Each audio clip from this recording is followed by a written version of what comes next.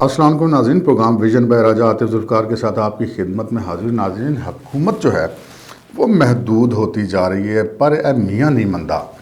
اور پھر میاں نواز شریف صاحب سے لندن میں کچھ 6 ملاقاتوں کی خبریں بڑی گردش کر رہی ہیں. وہ کیا خبریں ہیں، کون ملا، کیا بات ہو رہی ہے؟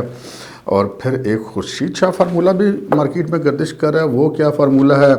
اور کالعدم تحریک لبیک والے معاملات کہاں تک پہنچے، مارچ کہاں تک پہنچا، اور اب حکومت کیا کرنے جا رہی ہے؟ کل تو انہوں نے بڑی دھمکیاں لگائی تھی، لیکن اب کچھ معاملات کچھ مختلف لگ رہے ہیں. وہ کیا چکر ہے، وہ آپ سے بات کریں گے. اور پھر جناب یہ حافظ سعد رضوی کہاں ہیں، اس پر بھی بات کریں گے.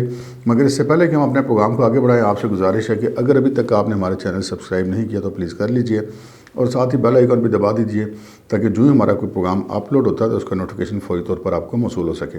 پروگرام کا باقاعدہ آغاز کرتے ہیں جی کالعدم ٹی ایل پی کے مارچ سے.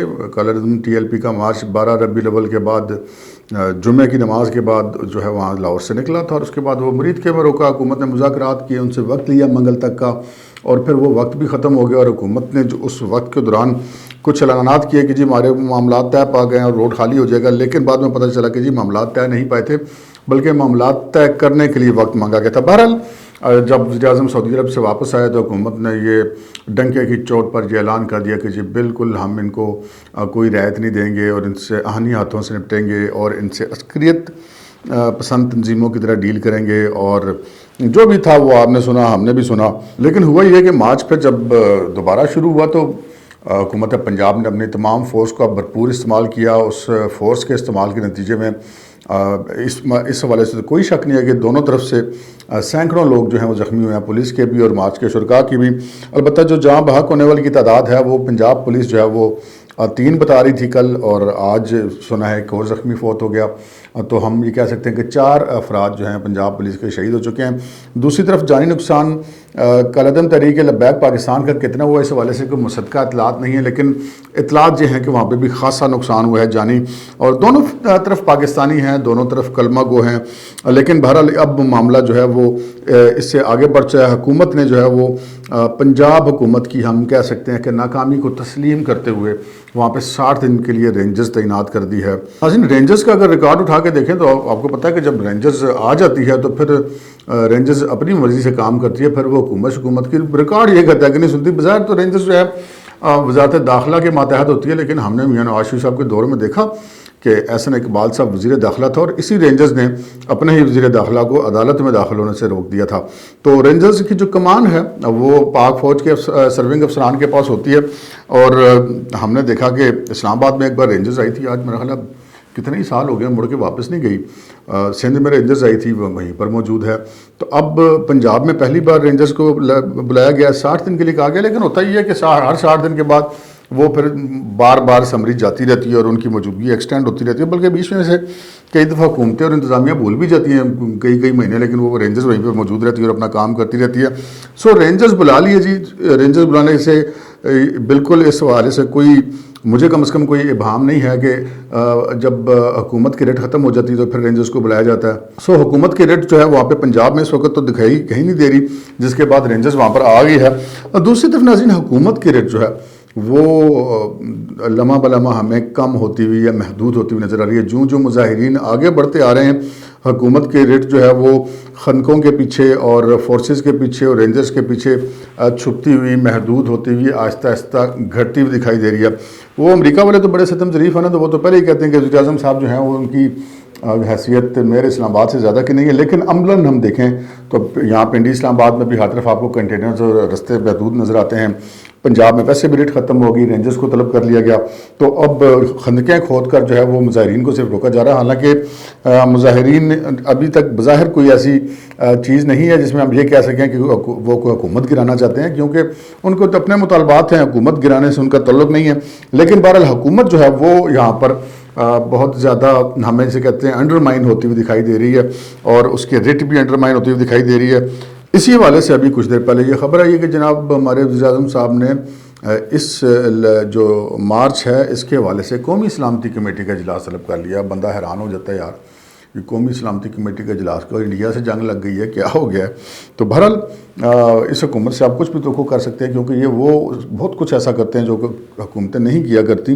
اور بہرحال ایک طرف انہوں نے قومی سلامتی کمیٹی کا اجلاس طلب کر لیا، دوسری طرف حافظ سعد رضوی جن کو عدالتوں کے احکامات یعنی کہ بیلز ہونے کے باوجود رہا نہیں کیا گیا تھا، پتہ چلا ہے کہ انہیں مبینہ طور پہ جیل سے نکال کر اسلام آباد لایا گیا۔ اسلام آباد لا کر انہیں کہاں رکھا گیا یہ تو اب نہیں پتہ، لیکن یہ نظر آ رہا ہے کہ ان کے ساتھ مذاکرات یہاں پر کیے جا رہے ہیں، وزارت داخلہ کر رہی ہے، جو بھی افسران کر رہے ہیں یا جو بھی وزراء کر رہے ہیں، لیکن حافظ سعد رضوی سے مذاکرات کیے جا رہے ہیں۔ حافظ سعد رضوی کی عمر اتنی کچھ زیادہ نہیں، بالکل نوجوان آدمی ہیں، لیکن ابھی تک ہم نے یہ دیکھا کہ وہ پہلے بھی جیل میں تھے، وہاں پہ بھی ان سے مذاکرات ہوئے جب یہ وہاں سے مارچ کے شرکا نکلے تھے، لیکن وہ اپنی اس بات پہ قائم ہیں اور اپنے اس مطالبے پہ قائم ہیں۔ اور جو ذرائع کا یہ کہنا تھا اس وقت جب وہ مریدکے میں تھا مارچ، حافظ سعد رضوی کا یہ کہنا تھا کہ ان کی رہائی کوئی مسئلہ نہیں ہے، لیکن وہ جو ان کا اصل مطالبہ ہے فرانس کی سفیر والا، اس پہ بات ہوگی۔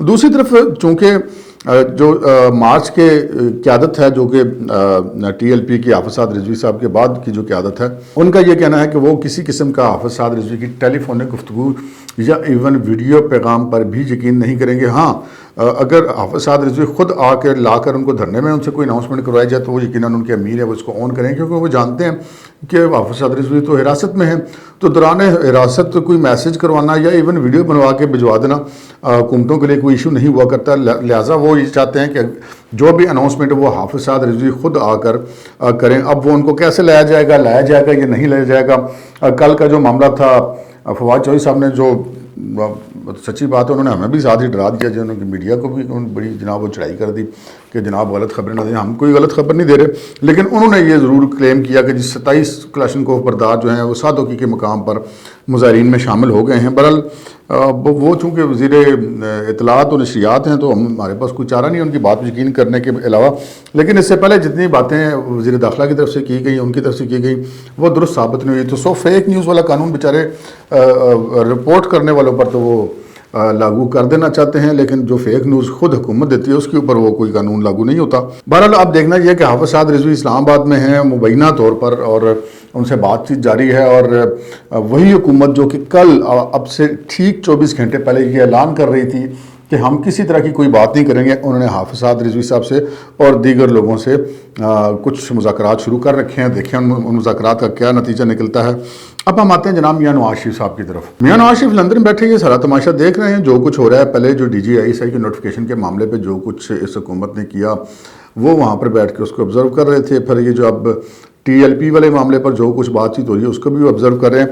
ذرائع کا یہ کہنا ہے کہ میاں نواز شریف صاحب سے بہت اہم 6 ملاقاتیں ہوئی ہیں۔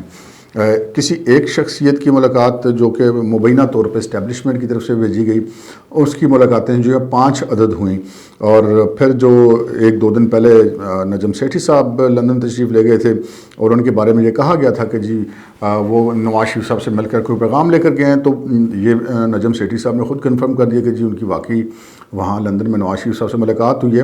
انہوں نے یہ تفصیلات تو شیئر کی کہ ان کے ساتھ ان کی بہت ساری باتیں ہوئیں، لیکن وہ باتیں کیا ہوئیں یہ شیئر نہیں کی۔ ایون کہ جب انہوں نے نواز شریف صاحب سے یہ پوچھا، خود نجم سیٹھی صاحب نے اپنے ٹی وی شو میں یہ بات بتائی کہ انہوں نے جب نواز شریف صاحب سے پوچھا کہ جی کوئی 5 ملاقاتیں آپ کی اور بھی ہوئی ہیں تو کوئی پیغام شغام آپ کو ملا ہے، تو میاں نواز شریف صاحب نے آگے سے کہا کہ جی کہا تو یہ بھی جا رہا ہے کہ آپ بھی میرے لیے کوئی پیغام لے کر آئیں، جس پر وہ دونوں مسکرا پڑے اور بات آئی گئی ہوگی۔ خیر بات آئی گئی تو نہیں ہوگی، سیٹھی صاحب بلا وجہ وہاں پر نہیں گئے اور جو ملاقاتیں بھی ہیں وہ بھی بلا وجہ نہیں ہوئی۔ ایک مارکیٹ میں خورشید شاہ فارمولہ بھی گردش کرے۔ خورشید شاہ صاحب 2 سال مسلسل زیر حراست رہنے کے بعد حال ہی میں رہا ہوئے ہیں، اور اب وہ ایک فارمولہ لائے ہوئے ہیں، چونکہ نواز شریف صاحب تو مانتے نہیں ہیں تحریک عدم اعتماد لانے پہ۔ اگر نواز شریف صاحب مان جاتے ہیں تو پھر یہ حکومت اتنے ہی وقت کی مہمان رہ جائے گی جب تک کہ وہ تحریک عدم اعتماد ایوان میں پیش نہیں ہو جاتی، اور ممکن ہے اس سے پہلے بھی کچھ ہو جائے، لیکن نواز شریف صاحب جو ہیں وہ قطعاً اس چیز پہ تیار نہیں ہیں، اور ان کا ایک ہی مطالبہ ہے کہ جی کوئی ان ہاؤس چینج کے وہ حق میں نہیں ہیں، اور صرف اور صرف نیا الیکشن، اور وہ بھی شفاف اور غیر جانبدارانہ الیکشن۔ بہرحال خورشید شاہ صاحب اس ساری صورتحال میں ایک فارمولہ لائے ہیں، اور وہ فارمولہ یہ ہے کہ جی ٹھیک ہے آپ حکومت کا حصہ نہ بنے، لیکن جو نئی حکومت بنے گی، لیکن اس حکومت کو ہٹانے میں مسلم لیگ نون جو ہے وہ اپنے اراکین اسمبلی کو ووٹ دے دے، اس کے بعد جو بھی نیا وزیر اعظم بنے گا تو وہ پھر اسمبلیاں توڑ دے گا اور نئے الیکشن کی طرف چلے جائیں گے۔ لیکن میاں نواز شریف صاحب اس سے پہلے یہ یقین دہانی چاہتے ہیں کہ جو آئندہ آنے والا الیکشن ہے وہ مکمل طور پہ غیر جانبدارانہ ہو اور تمام لوگوں کو لیول پلینگ فیلڈ میسر ہو۔ تو جتنی پارٹیاں ہیں، مسلم لیگ نون ہے، تحریک انصاف ہے، پیپلز پارٹی ہے، مولانا فضل الرحمان کی جماعت ہے، جتنی بھی جماعتیں ہیں ان سب کو لیول پلینگ فیلڈ میسر ہونی چاہیے۔